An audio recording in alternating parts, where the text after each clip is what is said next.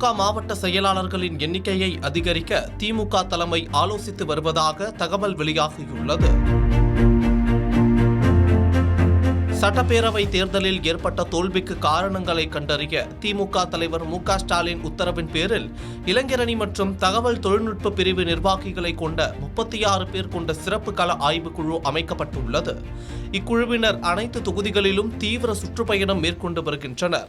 மாவட்ட செயலாளர்கள், பார்வையாளர்கள், வேட்பாளர்கள் ஆகியோரின் தலையீடு இல்லாமல் நேரடியாக கட்சியின் அடிமட்ட தொண்டர்கள் மற்றும் பொதுமக்களிடம் கருத்துக்களை கேட்பதே இதன் முக்கிய நோக்கம் என சொல்லப்படுகிறது. குழுவினர் சேகரித்த தகவல்கள் மற்றும் கருத்துக்களின் அடிப்படையில் கட்சியில் மேற்கொள்ள வேண்டிய கட்டமைப்பு மாற்றங்கள் மற்றும் சீரமைப்புகள் குறித்து தலைமைக்கு அறிக்கை சமர்ப்பிக்கப்பட உள்ளது என்றும் கூறப்படுகிறது. சட்டமன்ற தேர்தல் தோல்விக்கு பிறகு கள ஆய்வில் ஈடுபட்டுள்ள திமுக குழுவினர் ஆய்வு செய்து வரும் நிலையில் சில இடத்தில் திமுக மாவட்ட செயலாளர்கள் மீது புகார் அளித்துள்ளதாக தெரிகிறது. மேலும் கட்சியின் கட்டமைப்பை மாற்றக்கூடிய சில பணிகளை தலைமை ஈடுபட இருக்கிறது. இதில் மாவட்ட செயலாளர்கள் எண்ணிக்கையை உயர்த்த வேண்டும் என ஆலோசித்து வருகின்றனர்.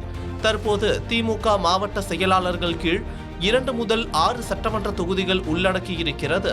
இதனை எதிர்வரும் காலத்தில் 2 முதல் 4 தொகுதிகளாக குறைக்க தலைமை ஆலோசித்து வருவதாக தகவல் வெளியாகியிருக்கிறது. சில மாவட்ட செயலாளர்கள் செயல்பாடுகள் மீது அதிருப்தி இருப்பதாக கூறுகின்றனர். இன்று அண்ணா அறிவாலயத்தில் திமுக தலைவர் மு.க. ஸ்டாலின், பொதுச் செயலாளர் துரைமுருகன், துணை பொதுச் செயலாளர்கள் கனிமொழி, ஆராசா உள்ளிட்ட நிர்வாகிகள் இன்று ஆலோசனையில் ஈடுபட்டதாக கூறுகின்றனர். விரைவில் கள ஆய்வு அறிக்கை தலைமைக்கு சமர்ப்பிக்கப்பட்ட பின்னர் இந்த மாற்றம் செய்ய இருப்பதாகவும் கூறுகின்றனர். தற்போது உள்ள 78 எனும் மாவட்ட செயலாளர்கள் எண்ணிக்கையை 115 வரை உயர்த்தவும் திமுக தலைமை திட்டமிட்டு வருவதாகவும், புதிதாக நியமிக்கப்படும் மாவட்ட செயலாளர்களில் நீண்ட நாட்களாக கட்சிக்காக உழைக்கும் நிர்வாகிகள், இளைஞர்கள், பெண்களுக்கு முன்னுரிமை வழங்குவது குறித்தும் பரிசீலித்து வருவதாக கூறுகின்றனர்.